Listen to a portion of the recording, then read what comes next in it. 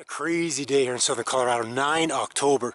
Watching this plane come along on a straight path until he hits this trail, makes a bend, maybe 15 degrees, not a big deal. But in doing that, his trail goes right through this formation where we have one kind of vibration or resonance, a cloud formation here, and a whole different one here, even with the cirrus clouds aligned with the trail. Coming across an old trail, plane reaches this trail and you can see the turn. This is a significant directional change because he crossed that mark. These are chemtrails. These are not contrails. This is not rocket science. This is geoengineering. Notch, notch, bulge, all of these important. These are all why these planes are flown. To figure out what the atmosphere is doing on very, very localized scale.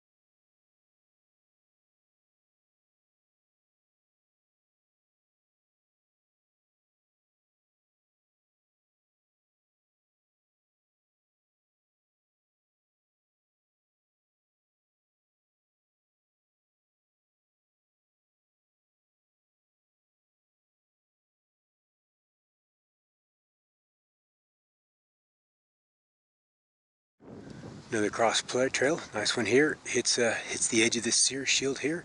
Nice bump. Complete change of behavior, anticipation of the trail. Another plane came along here. One behavior here. This plane sliced it. Begins at the spread, so he's demarking where the spread of this trail begins. Next one, cross waves. Look at them all coming across, coming across. What happens when you get two waves grinding on top of each other at 90 degrees? You're going to create a circulation. You're going to create vorticity. Google vorticity and see what comes up. That vorticity is so key in cloud and storm formation. Without vorticity, you don't get weather. The atmosphere is flat. Wow. This is quite the day. All of this. None of this is the classic mare's tail of the cirrus, where you have the long, wispy turn to clouds. Just does not exist anymore. Very, very rarely. In fact, there's almost like little areas right there where we're seeing some boiling or some interaction, some heat, some resonance, something is happening with the clouds right there. And we wouldn't see it without the particulates of the trails to make it visible. I'm curious to see how this plane will interact and its trail, will it brighten up and disperse in this resonance.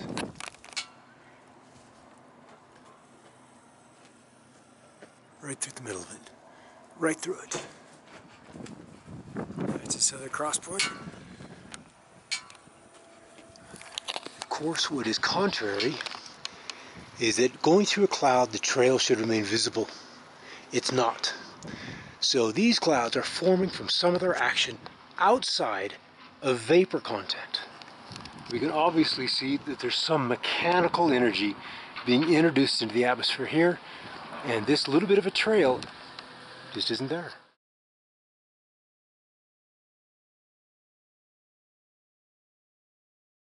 Looks like an Airbus or 737, Airbus 320 or 318. Well, it's funny that the trails are showing up so far behind the plane. You should give us that address we can write. Yeah, I will do it. I keep forgetting to get it. Yeah, you need to get that.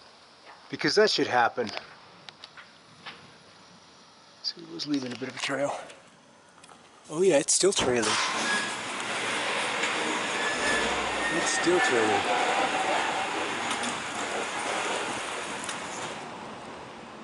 Just a segment, just an arc of a trail. That's it. And then it continued on. It'll probably light up again once it reaches that trail. What a day. Another one coming through, a little one. Little guy, let's see what he is. Swinging off to the north. There he is. Just a little, looks like a little, but it is a little business jet. Certainly participating in the program, they're a whole lot cheaper to fly. So Hey Brian? It's, aluminum and barium. Barium, strontium, Barium. aluminum, yep. So what, and I heard that's the same two chemicals you need to create a holographic field. Isn't that funny? Yeah, almost like they're trying to create a big holographic field. I think we live in one. To fake a UFO. That would be Project Bluebeam that they talk about. Yeah. Yeah. Plane right through that pinch. Right there. Comes along. Gonna hit the end. It's all about geometry. Our little plane coming through here. Across this formation, separating this rippling from a whole different pattern on this side. A little blistering, heating. And that little plane perfectly following. I need to zoom in here. Where is that? There he is. There's the separation. Right through there. So right on the edge of the rippling to the south, and this whole other pattern to the north, that little plane flew through, demonstrating he's part of the chemtrail program.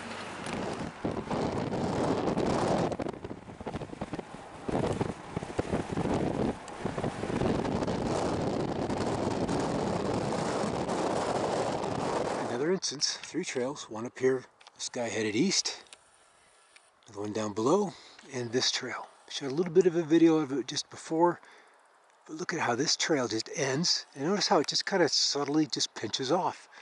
On the other side of this opening, we've got some pronounced rippling.